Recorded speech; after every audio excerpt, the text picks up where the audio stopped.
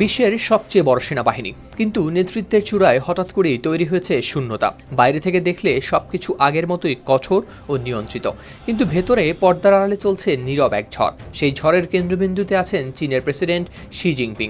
সাম্প্রতিক সময়ে চীনের সামরিক বাহিনীর শীর্ষ জেনারেলরা মুখোমুখি হচ্ছেন তদন্তের। এর ফলে চীনা প্রেসিডেন্টের দীর্ঘদিনের দুর্নীতি বিরোধী অভিযান এখন পৌঁছে গেছে তার সবচেয়ে ঘনিষ্ঠ মহলেও। এতেই স্পষ্ট হয়েছে পার্টির নেতৃত্বের প্রতি আনুগত্যের প্রশ্নে ব্যক্তিগত ঘনিষ্ঠতাও রক্ষা করতে পারছে না কাউকে। বার্তা সংস্থা রয়টার্সের প্রতিবেদনে প্রকাশ পেয়েছে এই তথ্য। গেল 24 জানুয়ারি শনিবার চীনা প্রতিরক্ষা মন্ত্রণালয় জানায়, শৃঙ্খলা ও আইনের গুরুতর লঙ্ঘনের অভিযোগে জেনারেল ঝাং ইউশিয়ার বিরুদ্ধে শুরু হয়েছে তদন্ত।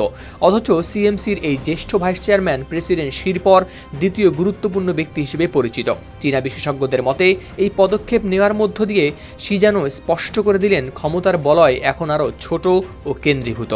ওয়াশিংটন ভিত্তিক ব্রুকিংস ইনস্টিটিউশনের গবেষক জনাথন জিন বলেন, ঝাংয়ের অপসারণের অর্থ হল এখন নেতৃত্ব পর্যায়ের কেউ সত্যিকার অর্থে নিরাপদ নয়। এই ঘটনাকে বিস্ময়কর বলেই মনে করেন জিন। এটি চীনের রাজনীতিতে এক গভীর বাঁক।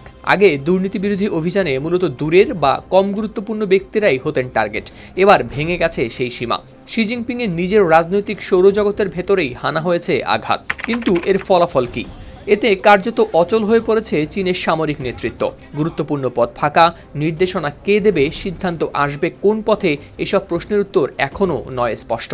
এতে আপাতত থমকে যেতে পারে যৌথ সামরিক প্রশিক্ষণ বা বড় ধরনের কাঠামোগত সংস্কারও।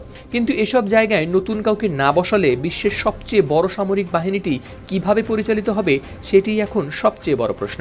তবে এই শূন্যতার মধ্যেও শি জিনপিংয়ের লক্ষ্য পরিষ্কার। বিশ্লেষকরা মনে করেন, তিনি তাড়াহুড়ো করে নতুন নেতৃত্ব বসাতে চান না, বরং সময় নিয়ে এমন জেনারেল বাছাই করতে চান যারা একদিকে দক্ষ, অন্যদিকে নিঃশর্তভাবে অনুগত। আগামী পার্টি কংগ্রেস পর্যন্ত অপেক্ষা করাও এই কৌশলেরই অংশ। সমর বিশ্লেষকদের মতে, এই অভ্যন্তরীণ টানাপোড়েনের আরেকটি গুরুত্বপূর্ণ প্রভাব পড়ছে তাইওয়ান ইস্যুতে।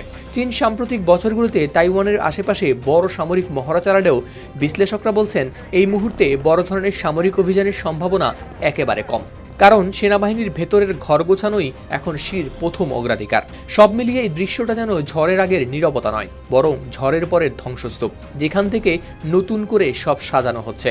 শি জিনপিং স্পষ্ট করে দেখিয়ে দিচ্ছেন, ক্ষমতা ধরে রাখতে হলে প্রয়োজনে নিজের সবচেয়ে কাছের মানুষকেও ছাড় দেয়া হবে না। আর এই কঠোরতাই ভবিষ্যতে চীনকে আরও শক্ত, অনুগত এবং আরও অনিশ্চিত এক সামরিক শক্তিতে রূপ দিতে পারে। হাওলাদার শামীম, RTV।